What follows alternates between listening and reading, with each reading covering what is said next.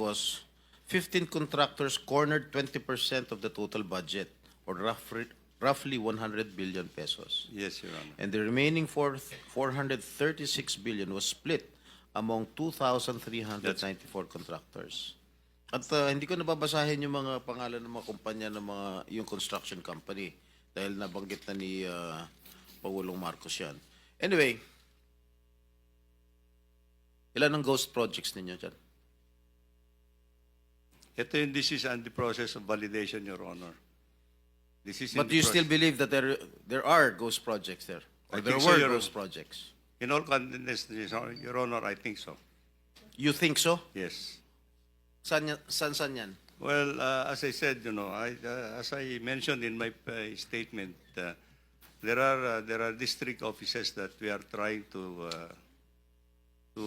continue the validation of some of the projects, Your Honor. Let me just point out, Your Honor, that many of these projects also, many of the other projects that I have mentioned, some of these projects were also implemented in 2021, 2022. Sige. Kailan nyo pa nalaman na may mga ghost projects? Since you assumed office, Mr. Secretary? Or just lately? Just lately, Your Honor, and unfortunately. So ibig sabihin, when did you assume as Secretary when President Marcos appointed you in Yes, Your 2022? Yes, All Your right. Honor. So you believe in 2022, 2023, 2024, walang ghost project? Well, Your Honor, at the central office, we are relying actually on our project monitoring information that comes to us actually, unless it's going to be validated actually in field.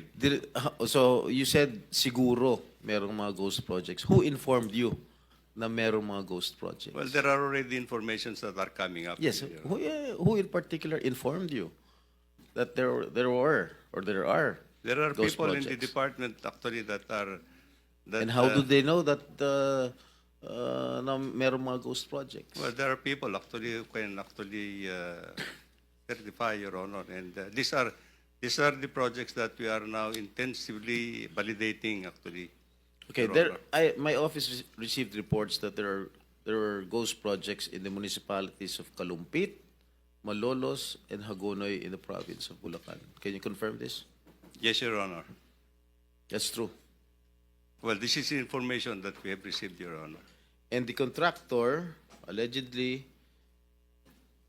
Wawaw Builders, correct? That's correct, Your Honor. And SYMS Construction. Am I correct? I don't recall that name, Your Honor. But Who is the owner of Wawaw Builders? Is he here? Is he present here?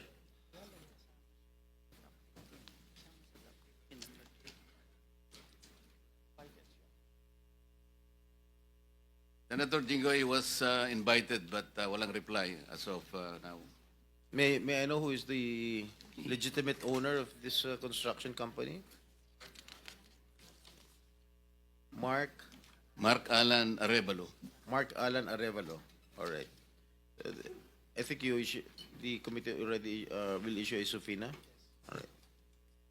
So, sa aking palagay, itong mga ghost projects na nabulgar na ngayon, siguro inaayos na nila. Tama? Para hindi malata na ghost.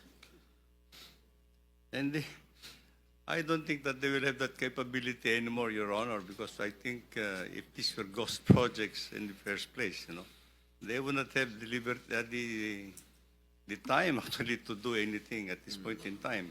The records will show that if there is no project at all that was implemented, and payment has been made, then it's on. Tapos na, nasunog na yung pera natin. That's actually. Alright, magkano ang anomaly. in-award dito sa sa Wawaw? Wawaw Builders. I don't have the figure right now, Mr. Chair, but I think it's predominantly. No. Meron mga figures dyan. Huwag niyo ako lulukoyin dito. Yeah. Labas niyo kung magkano yung in-award nito sa Wawaw Builders. Mga ghost projects. We'll wait for it.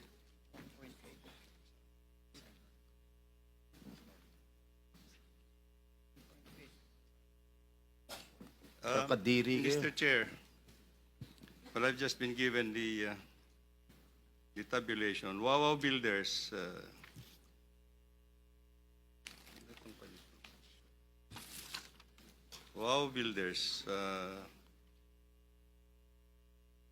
the number of projects,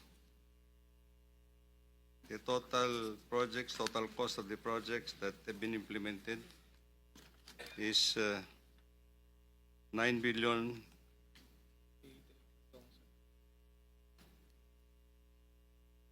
9 million or 9 billion? 9 billion all over the country, Mr. Chair. But let me just point out, in Bulacan alone, Wawaw Builders had 85 projects amounting to 5,971,811,000. In Bulacan alone. What about the three municipalities that I mentioned? Kalumpit, Hagunoy, and what is this? Malolos.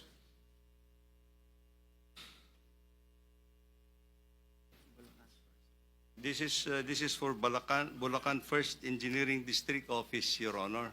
Ito bang, I'm not familiar, no? Ito bang Kalumpit, Malolos, Hagunoy falls under the first Yes, Your Bulacan Honor. district? Ah? Yes. Alright. Yes, Your Honor. So magkano? Yung sa Wawaw? 5,971,811,600. In Bulacan alone? In Bulacan First Engineering District, Your Honor. So yung 5 billion na inaward sa Wawaw Builders para sa province Bulacan First are Engineering. all ghost projects. Correct? Hindi Secretary, naman, Your Honor. for the record, the total is 9 billion. That is nationwide. Nationwide. Nationwide, Your Honor. Pero Pero lahat 5 yun, billion ghost na projects. Your Honor. So, Ghost projects lahat. No po.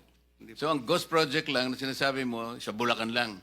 There seems to be some ghost projects actually as reported, Your Honor. Are you investigating this right Yes, now? Your Honor. We're investigating it. What is the status of your investigation? They will be coming up with their